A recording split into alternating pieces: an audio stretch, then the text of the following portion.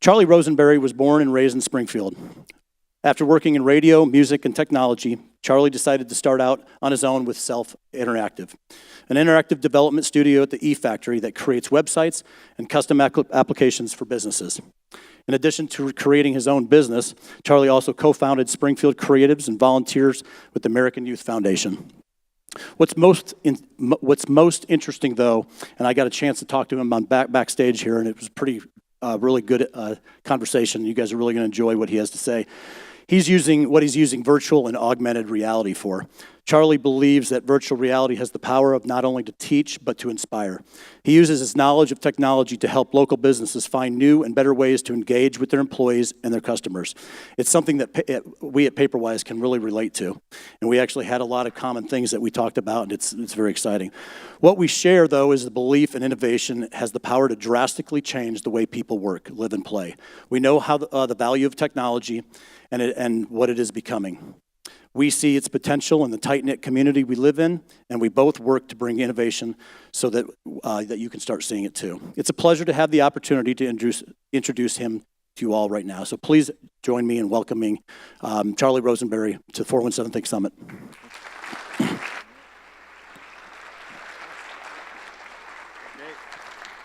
Hello, hello. So we can skip this slide because you got the whole gist. But yes, I'm Charlie Rosenbury. Self Interactive is the company. Like you said, we started in 2012 doing strictly web development and mobile app development. But then in last year, I got one of these and had the very same reaction. So this is a virtual reality headset, and it's the coolest thing. And I saw this and said, you know what, I think, yeah, it gets a lot of coverage for games and all this stuff, but I think there's real business value behind this thing. And so this is a prototype of our Tacit virtual reality training platform. And really what this thing does is you can take any process that has defined steps and then recreate it in virtual reality so that trainees can have a self-guided process where they learn how things go together, and it's a very intuitive, engaging way to do that. And that's just one of the many ways that we're starting to use it, and we'll talk about that a little more. But today, I'm talking about VR and AR, which I will kind of collectively refer to as spatial computing. And in order to really frame this, I want to start by looking at this from the lens of how we've traditionally interacted with computers, and how not only how we've thought of them and how we've what our relationship has been with them, but again how we interact and the way that we touch and input and get things from them. So let's start with this black and white photo of a giant room of computers. I'm sure you've all seen something like this. This was taken in 1950, and you can see the guy. You can see the guy here. What I really want to focus on is this console. So it looks, there's all kinds of buttons on it. There's a phone to call whenever things catch on fire, I guess. It does not look very user-friendly. And I'm sure you might be familiar with this too. This is the way that these things were programmed. This is the way we input instructions into this thing. And so clearly this format was created for the computer, not for humans. And it really is a miracle at all that this thing existed. So I don't think they were too concerned with making it look pretty and having a comfortable ergonomic experience. People like to say that the invention of computers was really just humanity teaching rocks to think, and or tricking rocks into thinking, which I think is a pretty funny approach to that. So here we are. We're now in color, and you can see that the operator has a keyboard, which, yeah, that's a great leap forward, and kind of looks like a typewriter. It's a little familiar. But you see there's two people operating this computer, and these are two trained individuals who maintain the hardware aspect, but also these people are trained to interface with it. And not only that, obviously this is a big room full of computers, I'm sure very, very expensive. And so computing in general during this time was not thought of as anything that directed us as normal plebs, like these big universities and these big corporations with all kinds of numbers and math and science to do. And so the first big shift away from this, of course, was the personal computer. So this really, I mean, desktop computers haven't changed much since here. But, so we have the keyboard, we have a smaller TV-like device through which you can see what you're doing. And so that's kind of friendly. So not only did it shrink down and become personal, but it also took this notion of computing as a tool for science and numbers, and it allowed us to do trivial things now, like dying of dysentery on the Oregon Trail. And so this was a very novel thing. This is a big shift to go from strictly data to trivial tasks. But of course, the user interface is still pretty terrible. You at any given moment, there was pretty much a defined number of things you could do from that point forward. Obviously, if you're trying to paginate your document, you just press C. I mean, we all know that, right? So to the point that they spelled out the instructions on this little prompt where you could interact with it. So there was still a lot of room to go. And so I'm sure you can imagine where I'm going from here. We had the GUI, the graphical user interface.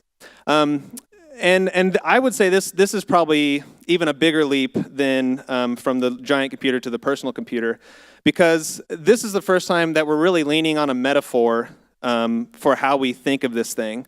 So, if we look at this DOS prompt, like, this does not look like anything that we deal with in the real world. But here, this is the desktop. So we think of what do we do on a desktop? It's a surface on which we place things and we can interact with stuff. It's two-dimensional. There's a cursor now, so you have this mouse, and you're not limited to a defined number of next steps. You can do whatever you want. You can go anywhere on this desktop. And on Microsoft Windows, so we have a window up there, and just like a real window, you can gaze through it into, a different setting and with different things going on.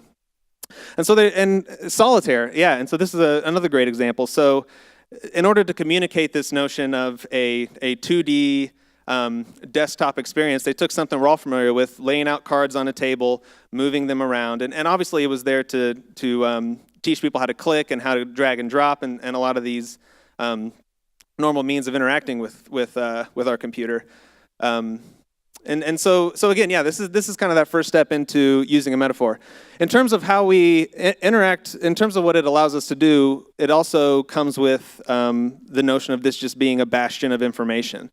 And so if we take Encarta here and compare it to its analog counterpart of the hardbound encyclopedia, obviously this has many advantages in that, in a book you would only have pictures and limited space for text. Here you can have hundreds of pictures on a subject, you can have videos, you can have activities for people to do to really drive home these ideas. And so this was a pretty powerful advancement through that. I also want to point out that this is Microsoft Encarta Kids 2006. I know a lot of you saw this, you're like, oh, the 90s, they were so primitive. This was barely a little over 10 years ago. Like, that's pretty wild. So let's go a year later from this and go to this. Yeah, that was only a year before this. So I'm sure you know what this is. Mobile devices were, again, another huge leap forward. And, obviously, touching it to interact with it, that's pretty novel and neat. You can rub on it and, pinch it, do all these kind of motions that I know we all love to do with our phones.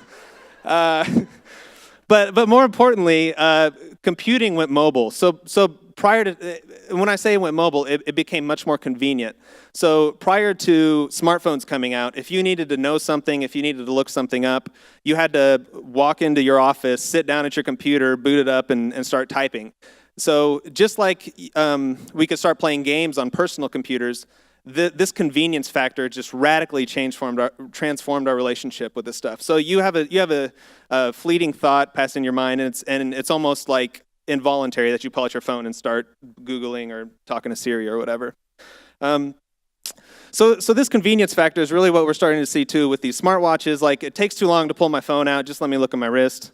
And you know what? It takes too long to rub on that screen. Let me just yell at my living room and find out if it's raining. Right? So having this thing mobile, it also introduces this notion of contextual awareness of where your device is. So no longer is this computer a TV sitting on a desk, a TV-like thing sitting on a desk, where you're basically looking through it into this abstract world of knowledge that's out there. But you can use things like maps to find where you are. And so this is the beginning of merging computing. I mentioned spatial computing. This is the merging of computing and the world around us. And so another thing that got pretty popular that I feel like capitalizes on this really well is Pokemon Go. So for those not familiar, the way you play this game is you have a map on your phone, a map of the real world, and it says, hey, there's a little monster over there. And so you walk over to the lake, and sure enough, you look through your phone, and there's the monster, and you throw a Pokeball at it and capture it or something. I've never played. But I mean, that's another great example of tying. So in this case, not only are we using a map to get around in the real world, but we're actually placing digital things into using positioning in the real world to have an alternate digital world that also exists in that space. So anybody who walks over to that lake could see that same Pokemon, right? And obviously, maybe not obviously, the other technology here that Pokemon Go popularized, along with Snapchat filters, is AR. So when a lot of you think about augmented reality, you probably think of, the turning your face into an ogre or whatever. I don't do Snapchat either. I'm totally unqualified to talk about any of this. But yeah, so being able to look through your phone through your phone's camera and see some digital thing on top of the real world is a pretty neat thing. And lots of companies are getting behind this. Tim Cook, Apple CEO, said, "I do think a significant portion of the population will have AR experiences every day, almost like eating 3 meals a day." And we look at Pokemon Go. You see people holding up their phone and going, "Oh wow!" Like that does not really seem that essential or that much a part of my life. It's really hard to imagine that. And the reason is because he's not referring to looking through your phone to see something. He's referring to first-person augmented reality. So this is the Leap Motion device. This is a company's been around for a number of years. They have literally billions of dollars in investment, and they had not shown the public their product until December. And so they released this photo. They released some details of how it works, and it's supposed to come out in 2018. And so really that crucial difference between Pokemon Go and this is that first-person view. So no longer do you have a magic rectangle you're staring through to see this digital world. You're not even holding anything. It's just the digital world, this augmented reality is just all around you. You don't even have to think about it. So here's a video so this was actually shot through a Magic Leap in the middle of 2016, so I'm sure it's even cooler now.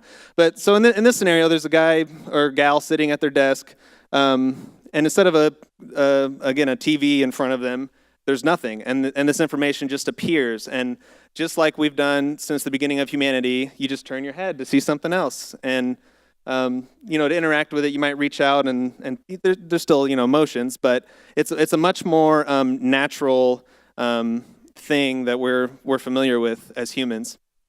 So another aspect of this from beyond the personal side is the collaborative side. So here you see students learning about biology, standing in groups, talking about the same digital things. So again, this is not a huge leap where we all say, okay, pull out your phones, go to this, or let me wheel in the laser disc and type in 20 digits to show you this photo. This is just a very natural thing. They put on these glasses. They're not holding anything. They're just talking about stuff like they would if it were a real skeleton with a heart going into it or whatever. And then this is the last example I wanted to give. And this is all on the Hololens, which is a Microsoft product. So here we have an interior designer going into a store. Presumably she had loaded up some of these assets or whatever before she went. And so she's going to design this space, but she's going to pick up things and move them and experience it just like the customers who are coming into the store are going to experience it. And even though it's sketchy looking and all that, she can still knock them around, and they have physics applied to them, and it feels like the real thing. And then, of course, Siri or Cortana or whoever comes out as a floating white orb, and you have your Siri becomes embodied, which, for better or worse, I guess. So this is the future we're talking about. And I want to make a few points about this technology now that you're kind of familiar with it. So I know a number of you are probably thinking, oh God, people walking around with these devices on their head. What are we going to do? So what I want to first posit is that the present you see isn't real. So I'm sure all of you have witnessed this. And the point I want to make here is that it's not technology that is the issue here. It's how we spend our attention, which is not controlled by technology, it's controlled by us. If you look at this media consumption chart, this is total media consumption in hours per week over the last 120 years or so. And not only has our the means through which we can consume this media grown, but the total consumption has gone from a little under 10 to almost 90 hours a week on average. And so again, this has been around. This issue has been around for a long time. So as an illustration, I'm sure a lot of you walked in seeing this. Here we are, augmented reality. This is us in the future. I want to give you a couple other examples here. So this is from 2005 when emails were getting popular. Email hurt IQ more than pot. So throw away your emails, buy some weed, and let's get to work. Like, seriously. In 1946, the president of 20th Century Fox, speaking about the TV, said people are going to grow tired of staring at a wooden box in their living room, and it's never going to be here. Again, this suspicion and dismissal of new technology is nothing new. Here we have the telegraph, which was widely criticized as, I don't have my subtitles over here, but they basically said the telegraph is a diffusion of human communication down to just snippets of information. No one's ever gonna, where's the value in that? In 1877, the New York Times, when talking about the telephone, said that it removes all, it reduces human interaction, and it's an invasion of privacy, and soon we will just be like heaps of jelly yelling at each other or something, like some say like that. This is a French politician figure. I had his name in my notes, spelled phonetically. So the technology he was criticizing was the newspaper, saying that it was antisocial and it detracted from the value of getting current events from the pulpit instead. And then, of course, 425-ish BC, we had Socrates here. Socrates. Bill and Ted, yeah. Socrates, who famously said the written word is people will lose their ability to remember if we have written words. So you can see this is nothing new. People are always skeptical and dismissive of this new technology. So the other point I want to make is that the present you see is not final. So everything you have seen today in augmented reality is currently possible and currently exists. But it is in its very, very early stages. So if we go back to this video, I think this is a great example because this is really cool. But in terms of what we do as interface designers and really using this technology to communicate information and ideas, it's pretty limited here. I mean, essentially all they've done is taking the 2D interface off of your phone and just stuck it on the room around you. Which is cool that it's out in space and you don't have the screen, but I mean, the possibilities of being able to see depth and have it and it knows where you're looking. I mean, there's all kinds of input that we can leverage here to make these really cool interfaces.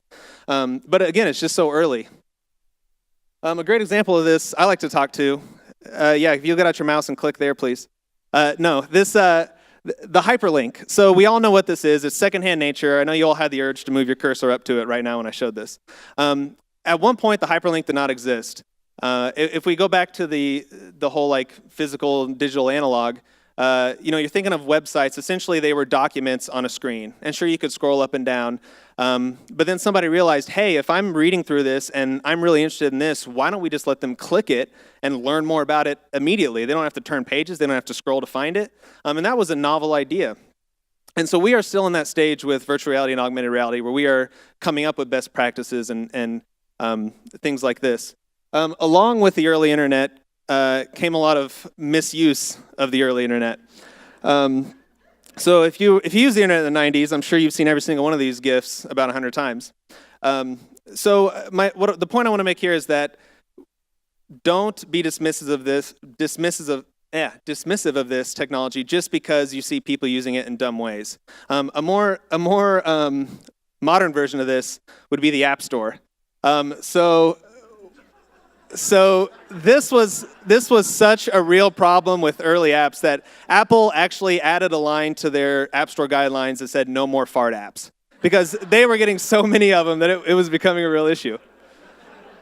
So again, don't let people misusing this technology and turning it into a gimmick turn you off from what's really possible out there.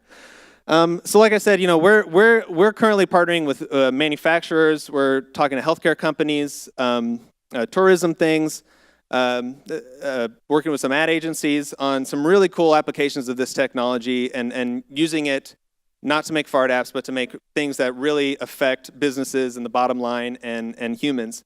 And so I hope that this quick tour has at least framed it up a little better for you and you're prepared for the onslaught of virtual farts. That is all. Thanks.